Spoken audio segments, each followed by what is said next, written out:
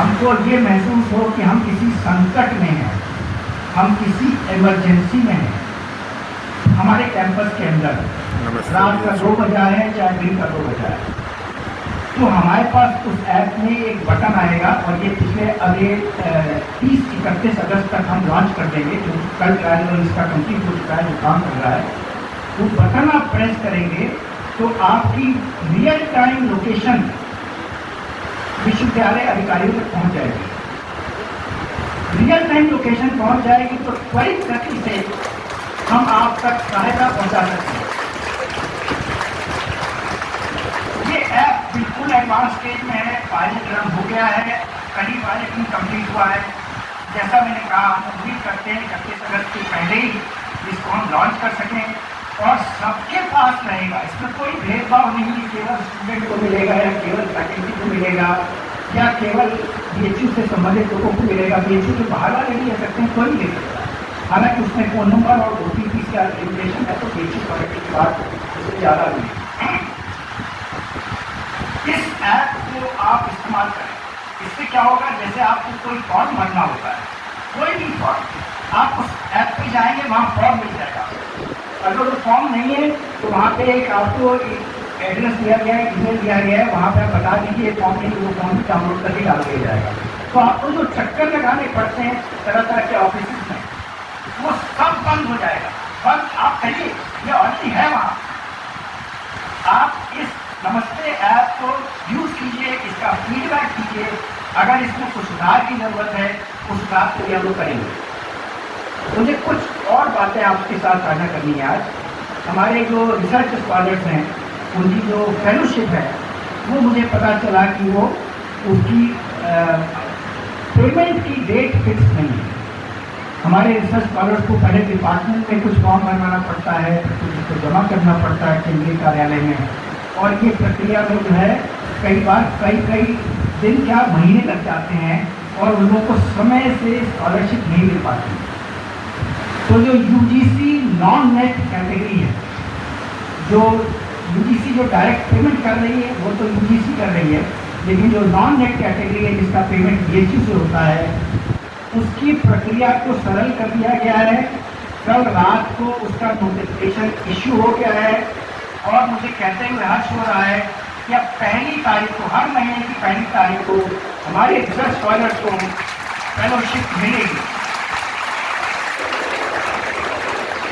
जो research scholars attendance नहीं लगाएंगे या अनुपस्थित होंगे या संतोषजनक कार्य नहीं कर रहे हैं, उनका नाम महीने की 25 तारीख तक विभाग से केंद्रीय कार्यालय आ जाएगा। उन लोगों का नाम काट दिया जाएगा।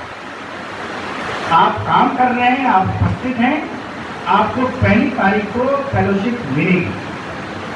जो नहीं कर पा रहा है, किसी कारण से नहीं उपलब्ध है, जो भी रीज़न है उसके बारे में नाम आएगा और उसको एक लंबी प्रक्रिया से जाना होगा कि इसमें जो भी निर्धारण करना है डिपार्टमेंट उसको तय करेगा। लेकिन हर महीने की 25 तारीख तक पिछले 1 महीने में आपके अटेंडेंस के बेसिस पे डिपार्टमेंट आपकी एब्सेंटी लिस्ट बनाएगा। एब्सेंटी लिस्ट केंद्रीय कार्यालय जाएगी, वो नाम काट दिए जाएंगे, बाकी सबको फेलोशिप पे कर दी जाएगी। इसी कड़ी में आप लोगों को मैं बताना चाहता हूँ कि कुछ फैकल्टी में ऐसा हुआ है कि एक संकट खड़ा हो गया है कि हम लोग कैसे न्यू एजुकेशन पॉलिसी को कैसे इम्प्लीमेंट करें, क्योंकि हमको और कमरे चाहिए। तो मुझे बड़ी खुशी है ये साझा करते हुए कि पिछले हफ्ते इस संबंध में गहन चर्चा के बाद इसका सोल्यूशन निकाल लिया गया है और उसका नोटिफिकेशन बहुत जल्दी अगले दर्जों में चला जाएगा। तो हम लोग एडिटी की तरफ बहुत सशक्त कदम बढ़ा पाएंगे और हमको जो क्लासरूम की कमी थी वो कमी नहीं होगी। एक और जो बहुत अच्छी चीज़ हमारे विश्वविद्यालय में है, लेकिन जिसका हम उपयोग और कर सकते हैं, और ये छात्रों के ही है, और इसलिए मैं आज आपसे साझा करना चाहता हूँ यहाँ से, वो है वेल बीइंग सर्विसेज। मैंने उसका न्यूज़लेटर देखा, उसकी वेबसाइट, उसके बारे में जो व्हाट्सएप ग्रुप्स हैं, जो ईमेल ग्रुप्स हैं, वो देखा और मैंने देखा कि बहुत अच्छा कार्य चल रहा है उसमें। और कार्य हो सकता है, मुझे भी कहना और नहीं हो सकता, लेकिन हमारे छात्रों को और जोड़ने की जरूरत है। हमारे पास काउंसलर्स हैं, हम इवेंट्स करते हैं, जिससे कि अगर कभी कोई किसी भी तरह की मानसिक तनाव हो या हमको अपने जीवन के जो हमें चाहिए नहीं मिल रहा है, कई बार होता है सबके साथ होता है कि हमको एंजाइटी होती है, ऐसी सिचुएशन में हमको पता होना चाहिए कि हमारे विश्वविद्यालय के अंदर में एक वेलबींग सर्विसेज सेल है और उस सेल का आप और उपयोग कीजिए। उसका बहुत लोग उपयोग कर रहे हैं, लेकिन शायद सब लोगों को नहीं पता है। इसलिए मैंने सोचा कि आज किसी का मैं इस्तेमाल इसमें करता हूँ, क्योंकि बहुत जल्दी दो तीन बातें और बता दूँ कि जो हमारे विश्व से जो इंटरनेशनल स्टूडेंट्स हैं, आज हमारे विश्वविद्यालय में इंटरनेशनल स्टूडेंट्स की संख्या 800 से ज़्यादा जा चुकी है। इनफैक्ट जितने भी यूनिवर्सिटीज़ हैं उसमें हमें नहीं लगता कि उसमें कोई भी जो भी सेंट्रल यूनिवर्सिटीज़ हैं या और भी जो संस्थान हैं, IITs हैं, IITs हैं, IISER हैं, IIMs हैं, हम किसी से भी आगे होंगे या हमसे कोई आगे नहीं होगा। हमारे पास 800 से ज़्यादा अंतर्राष्ट्रीय स्टूडेंट आ चुके हैं। ये क्यों आ रहे हैं? ये इसलिए आ रहे हैं क्योंकि देश जो अच्छा देश के, और हमको जैसा आपने सुना होगा कि हमने पहले भी नहीं कहा था और बार बार मैं कहता रहूँगा कि अगर हमको अपना विश्वविद्यालय और ऊपर ले जाना है तो हमको देश के हर कोने से स्टूडेंट चाहिए। जो सबसे अच्छा स्टूडेंट है वो PhD वाला, जो सबसे अच्छा टीचर है वो PhD वाला, और इसके लिए ज़रूरी है कि हम आउटरीच करें, हम अपनी चीज़ें और आगे तक ले जाएँ और अच्छी चीज़ों का विचार प्रसार करें। आगे की जो कुछ चीज़ें हैं जो कुछ महीने अगले महीनों में कुछ होंगी, अभी हुई नहीं है, उनकी काम बाकी है, वो ये है कि हमारे कई टीचर्स बहुत अच्छा पढ़ाते हैं।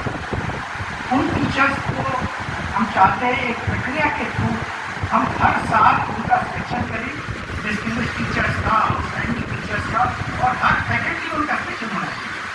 हर फैकल्टी में हमको आइडेंटिफाई करना है और हर साल आइडेंटिफाई करना है कौन से शिक्षक हैं जो बहुत अच्छा काम कर रहे हैं, और उनको जो है हम उनको अवार्ड दें।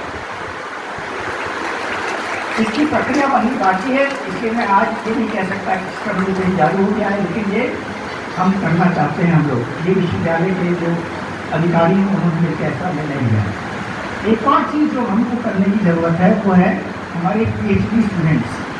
हमारे PhD स्टूडेंट्स में कई सारी चीज़ें बहुत अच्छी निकलती हैं, बहुत अच्छे पब्लिकेशन होते हैं, दुनिया के बड़े बड़े जर्नल्स में आते हैं। तो हम चाहते हैं कि एक प्रक्रिया स्थापित हो जिसके तहत हर फैकल्टी में जो अच्छी PhD थीसिस हो रही है उसको कॉन्वोकेशन में अवार्ड दिया जाए। तो इसकी भी प्रक्रिया बनानी होगी कि जैसे क्योंकि हर फैकल्टी में इसका प्रोसेस अलग हो सकता है। किसी साइंस फैकल्टी का जो प्रोसेस है वो आर्ट्स फैकल्टी में नहीं चलेगा, परफॉर्मिंग आर्ट्स को जो प्रोसेस है वो इंस्टीट्यूट मेडिकल साइंस में नहीं चलेगा। तो इसलिए हमको देखना पड़ेगा उसके हिसाब से, लेकिन हम लोग को इसमें आगे बढ़ना है। मैं इसके साथ ही आपको अपनी बात को समाप्त करना चाहता हूँ। पुनः एक बात कहते हुए, हम सब लोगों की सामूहिक जिम्मेदारी है, मेरी भी है, आपकी भी है, कि हम BHU के प्रति समर्पित रहें। कोई भी काम करें तो ये सोचें कि BHU की प्रतिष्ठा को उससे ठेस को नहीं पहुँच देंगे। अपनी बात संवाद के थ्रू हम सुलझाने की कृपा करें, कोशिश करें। इसी के साथ मैं पुनः आपको इस स्वतंत्रता दिवस पर 1989वें स्वतंत्रता दिवस पर बहुत बहुत बधाई देता हूँ। आपका दिन बहुत अच्छे से गुजरे। धन्यवाद।